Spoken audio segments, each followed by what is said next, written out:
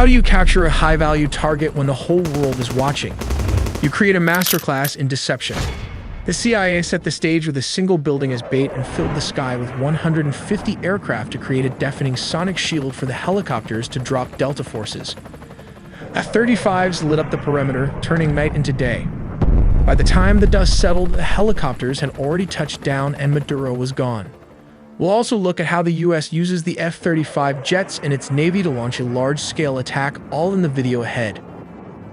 In the dead of night that is 2 in the morning, the lights went out in Caracas. By 5 a.m., the president of Venezuela was gone. But how US played a deception games. While the whole world were focused on the aircraft carriers in the Caribbean, a shadow war was being fought on the ground. This wasn't an invasion, it was a surgical extraction.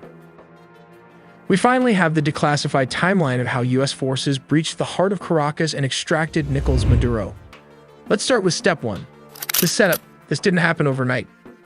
For months, the US had been tightening a naval quarantine around Venezuela.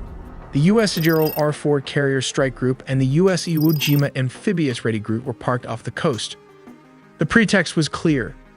The US designated the Venezuelan government a narco-terrorist state, specifically targeting the drugs lords, but while the Navy squeezed the coast, intelligence assets were tracking one man.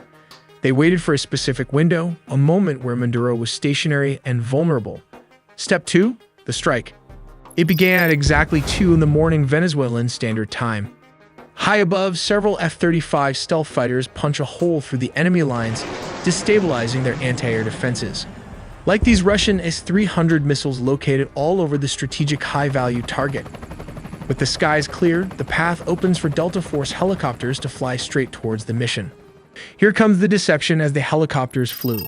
The jets started firing with more strikes as it hit Fort Tuna, the main military base and command center, and La Carlota Air Base, destabilizing Venezuelan air support. Reports from the ground described widespread explosions and a sudden communications blackout. The chaos wasn't the goal, it was the cover. But how did the raid happen? We have to look at step 3. Under the cover of darkness and chaos, the Tier 1 operators went to work. But what is the exact unit tasked with the mission? It is the Delta Force, one of the most elite secretive special forces units in the US military. Witnesses in Caracas reported low-flying aircraft skimming the rooftops, flying well below radar coverage. The team breached a secure compound believed to be a safe house within the massive Fort Tuna complex. Resistance from the Venezuelan Presidential Guard was swift but ultimately futile, as the helicopters lay cover fire. The operators moved with surgical speed, landing on multiple points. But how exactly the capture and extraction happened? For this, let's look at step 4. Specialized helicopters hovered over the objective to insert the assault team.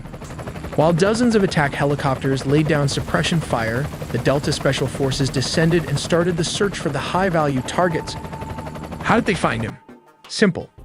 The CIA had planted spy inside Nicolás Maduro close circle. While back in the US, Delta Force built an exact replica of his safe house, rehearsing the raid until they could do it blindfolded. While operators breached the room so fast, his security could not even react to the situation as the sound of flash grenades disoriented the security guard. Using blowtorch, they caught him before he could even lock all the doors. Maduro's shock and awe froze him as Delta Force reached the compound. Nicolás Maduro and his wife, Celia Flores, were physically secured. This wasn't a negotiation. They were detained and immediately moved to the extraction point. These aircraft are capable of performing urban extractions from buildings and refueling in midair. Within minutes, they were airborne, leaving Venezuelan airspace and heading to a secure floating staging base in the Caribbean. This Operation Southern Spear has changed the geopolitical map of South America overnight. But wait, before after the extractions, there were reports of F-35 jets also leading the tip of the spear for the attack. We'll look how the United States used F-35 jets instead of F-16s for operations in Venezuela, because this is a well-organized and militarized Venezuela has positioned advanced Russian S-300 missile systems, Chinese radar networks, integrated Russian air defenses, and Shahed drones along its borders. This creates a highly lethal and challenging environment that older S-16s would struggle to survive. As stated, around 150 aircrafts and a massive 8 U.S. destroyers were stationed there. It also has 3 amphibious aircraft carrier and surveillance plane to turn it into a massive command and control juggernaut capable of overcoming a modern military's air defenses. Signals a readiness to counter Venezuela's entire air defense network if necessary. But why Venezuela Air Force failed to intercept? As of 2025, Venezuela's fighter jet fleet consists mainly of approximately 21 Sukhoi Su-30 multirole fighters delivered by Russia between 2006 and 2008, which now form the backbone of their combat air power. Additionally, they maintain about 5 operational S-16 Fighting Falcons from an older batch, including 3 single-seat S-16As and 2 two-seat S-16Vs. These S-16s are aging and suffer from limited maintenance and part support due to U.S. sanctions, although they have been supplemented with Israeli upgrades. Venezuela acquired its S-16 jets from the United States through a foreign military sales agreement called Peace Delta in May 1982, during a period of good diplomatic and military relations. They were the first Latin American country to receive the S-16, with deliveries occurring between 1983 and 1985. The reason the U.S. does not use S-16s in current operations is because these jets lack the stealth capabilities necessary to evade the S-300 and other integrated defenses. The advanced S-300V or anti-2500 systems, supported by dense Chinese and Russian radar, can easily detect and target older aircraft at long ranges. Sending S-16s into such an environment would result in high attrition risks, as they are vulnerable to radar detection and missile engagement. Not to forget the Russian Buk air defense system that can take out an S-16 with ease. These are cheap R-15 or 24 Buk systems are already active and mobile all over the country. Additionally, S-16s are less effective in contested airspace saturated with drones, especially the Iranian Shahed drones used by Venezuela for reconnaissance and kamikaze strikes. The F-35, however, offers crucial advantages. Its stealth design enables it to fly undetected or with much lower risk, making it effective against advanced surface-to-air missiles and networked radar systems.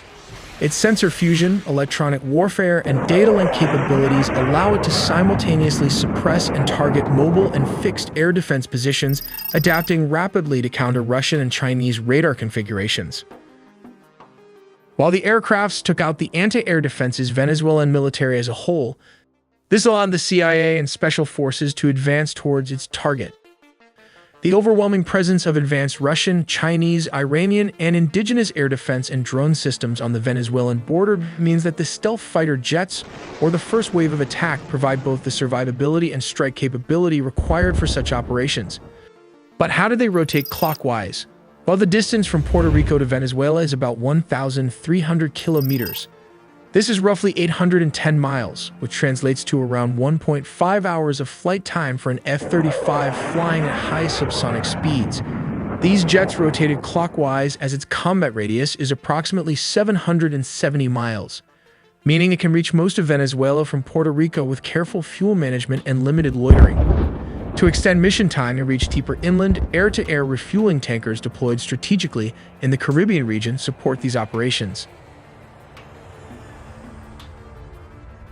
In situations requiring strikes within minutes, U.S. amphibious assault ships equipped with F-35Bs can launch jets rapidly.